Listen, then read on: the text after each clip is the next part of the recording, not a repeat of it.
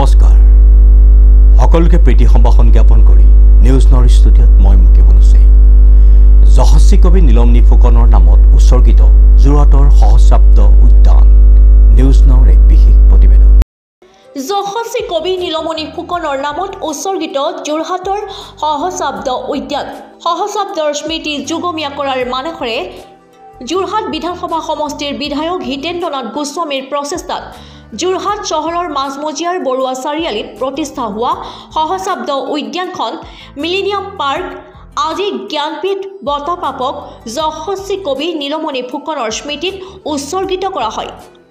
তদুপলক্ষে আজি বিয়লি ৩ বজাৰ পৰা উদ্যান চৌহদত শংকৰ নিনাদ শীৰ্ষক এটি ব্যতিক্ৰমী আৰু গাম্ভীৰ্যপূৰ্ণ অনুষ্ঠান অনুষ্ঠিত কৰা হয়।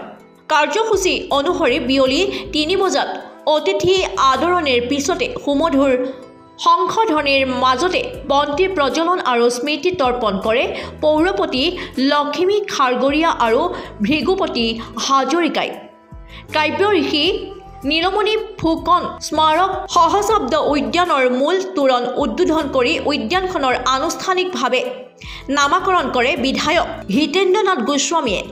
অনুষ্ঠানত বিশিষ্ট ভাস্কৰ্য শিল্পী ননী বৰপূজাৰী মুখ্য অতিথি ৰূপে উপস্থিত থকাৰ কথা আছিল যদিও তেওঁ উপস্থিত থাকিব নোৱাৰাত তেওঁ লিখিতভাৱে প্ৰেৰণ কৰা ভাষণ পাঠ কৰে কুসুম শইকীয়াই।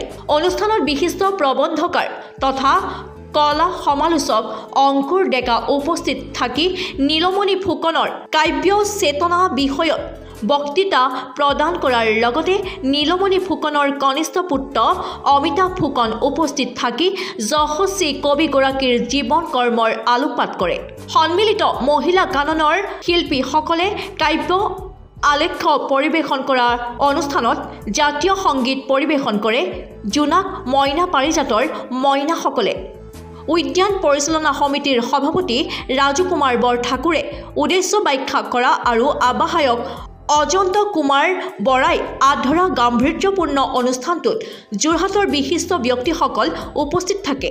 উল্লেখ্য যে উদ্যান পৰিচালনা সমিতিৰ আশীৰ্বাদ শৈক্ষিক ন্যাস সন্মিলিত মহিলা কানন আৰু উত্তৰ পশ্চিম যোৰহাট কবি সন্মিলনৰ উদ্যোগত ভব্য অনুষ্ঠানটিৰ আয়োজন কৰা হৈছিল। নাই আমি যোৰহাটক এনে সাংস্কৃতিক মহানগৰী বুলিও কয়।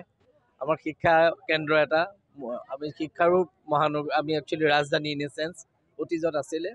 সেইকাৰণে আমাৰ শিক্ষাৰ সাংস্কৃতিক দিশত যিহেতু যোৰহাটৰ এটা সুনাম আছে সেইকাৰণে আমি কিবা এটা কথা যেতিয়া নীলমণি ফুকন ডাঙৰীয়া ঢুকাই গ'ল তেখেত ইয়ালৈ আহিছিলে এই পাৰ্কখন উদ্বোধন কৰিবৰ কাৰণে দুই এটা কথা মই তেওঁৰ লগত পাতোঁতে মই ভাবোঁ যে সেইজন মানুহে ঠিক মানুহ হ'ব, এজন উচিত ব্যক্তি হ'ব যাৰ নামেৰে আমি ইয়াত নামাকৰণ কৰিলে যোৰহাটৰ যিটো সাংস্কৃতিক ৰাজধানী বা শৈক্ষিক ৰাজধানী বুলি বহুতে কয় তাৰ এটা এইটো প্ৰতিফলন হ'ব বুলি মই ভাবিয়ে হঠাতে এই ডিচিশ্যনটো লৈছিলোঁ আৰু সকলোৱে এইটো সমৰ্থন কৰাৰ কাৰণে মই সুখী হ'লোঁ। যোৰহাট মিউনিচিপালিটি বৰ্ডকো মই তেওঁলোকেও এইটো মোক সমৰ্থন কৰিলে কাৰণ এইবিলাক মিউনিচিপালিটি বৰ্ডৰ আণ্ডাৰত থাকে। আমি সেইকাৰণে তেওঁলোকো আগবাঢ়ি আহিল আৰু সকলো আগবাঢ়ি আহিল, অজন্তহঁতৰ গ্ৰুপটো আগবাঢ়ি আহিল আৰু সেইকাৰণে মই এতিয়া বিহাইণ্ড দ্য চিনতহে আছোঁ, ফ্ৰণ্টত বাকীসকল আছে আৰু যোৰহাটৰ যদি ঐতিহ্য ই বৃদ্ধি কৰে মই সুখী হ'ম।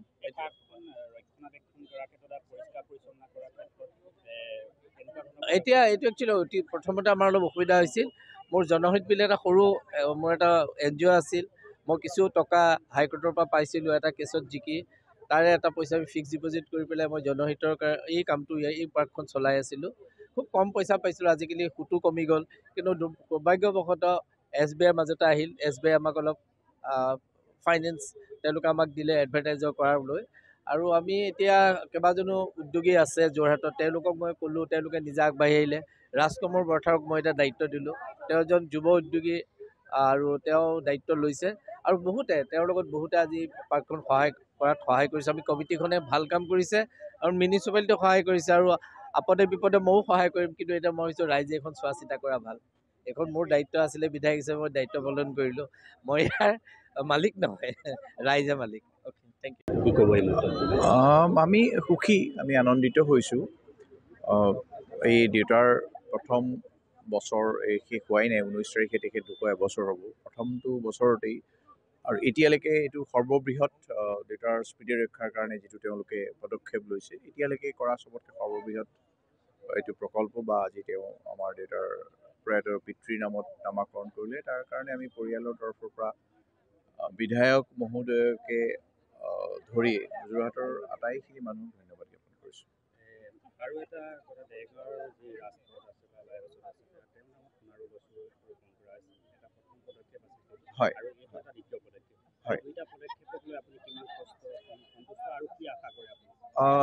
সোণাৰুৰ যিটো ৰোপণৰ আমাৰ পদক্ষেপ বা আঁচনি সেইটো অকণমান দীঘলীয়া হ'ব কাৰণ এতিয়াও ৰাষ্ট্ৰীয় ঘাইপথে সেই গোটেই স্থানবোৰ মুকলি কৰি দিয়া নাই। এইটো পৰ্যায়ক্ৰমে সোণাৰুখিনি ৰোপণ কৰা হ'ব, প্ৰতিপালনৰ কথাও চিন্তা কৰা হৈছে। তাত আমি দেৰগাঁওবাসীৰ সহযোগো পাইছোঁ। এতিয়া প্ৰথম পৰ্যায় শেষ হৈছে, পৰ্যায়ক্ৰমে আমি সেইখিনি কাম শেষ কৰিম। যোৰহাটৰ পৰা শ্ৰীমন্তৰ ৰিপৰ্ট, নিউজ নাও 24/7।